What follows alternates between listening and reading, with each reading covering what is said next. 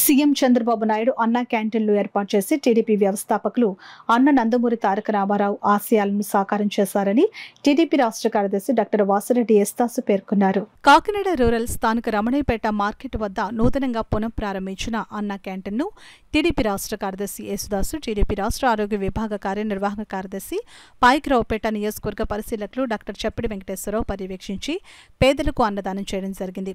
ఈ సందర్భంగా వివై దాస్ మాట్లాడుతూ అన్నా క్యాంటీన్ల ద్వారా ప్రజలు పేదవారికి ఆకలి తీర్చే సదుపాయాన్ని కూటమి ప్రభుత్వం ఏర్పాటు చేసిందని, ఒక పూట అన్నదానానికి 3,000 రూపాయలు ఇస్తే సరిపోతుందని, దీనికి మనం స్వయంగా ఖర్చు చేయాలంటే సుమారు 40,000 రూపాయల వరకు అవుతుందని, కానీ కేవలం 3,000 రూపాయలతో అన్నదానాన్ని చేసే గొప్ప అవకాశాన్ని ముఖ్యమంత్రి నారా చంద్రబాబు నాయుడు మనకు కల్పించారని, ఈ అవకాశాన్ని ప్రజలంతా ఉపయోగించుకోవాలని అన్నారు.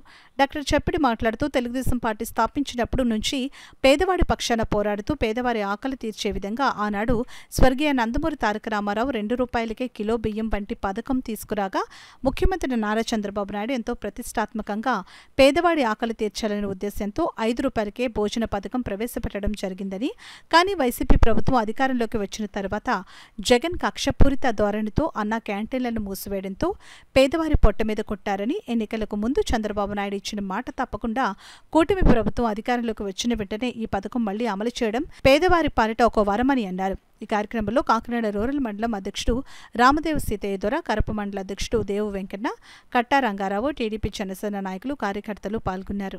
వచ్చి సందర్శించడం జరిగింది. ప్రజలందరూ చాలా సంతోషంగా ఉన్నారు.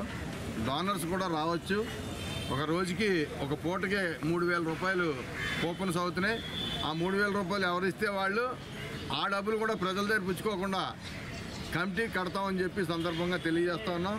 టిఫిన్కి కావాల్సిన 2,000 రూపాయలు మార్నింగ్ టిఫిన్ పెట్టచ్చు, లేదా ఈవినింగ్ భోజనం పెట్టచ్చు 1,800 రూపాయలు. అదే మధ్యాహ్నం భోజనానికి 3,000 రూపాయలు ఇస్తే వారి ఇంట్లో పుట్టినరోజు కానీ పెళ్లి రోజు కానీ ఏ రోజైనా ఇక్కడ చేసుకోవచ్చు అని చెప్పి పరిసర ప్రాంతాల్లో ఉన్న పెద్దలందరూ కూడా పిలుపునివ్వడం జరుగుతుంది. ఇప్పుడే కొంతమంది వచ్చారు. 19వ తారీఖుని 29వ తారీఖుని డోనర్ వచ్చారు. అలాగే ఆ తారీఖు ఎప్పుడు ఖాళీ ఉంటే అప్పుడు మీరు ఇస్తే మీరు సొంతంగా ఈ భోజనం పెట్టాలంటే సుమారు 40,000 రూపాయలు అవుద్ది. ఇది మీకు ఉచితంగా చంద్రబాబు నాయుడు గారు ప్రభుత్వం భరిస్తూ ఉంది. ఆ ప్రభుత్వం భరించి దానిలో మీ భాగస్వాములు కూడా ఉండాలని చంద్రబాబు నాయుడు గారు పిలుపునిచ్చారు.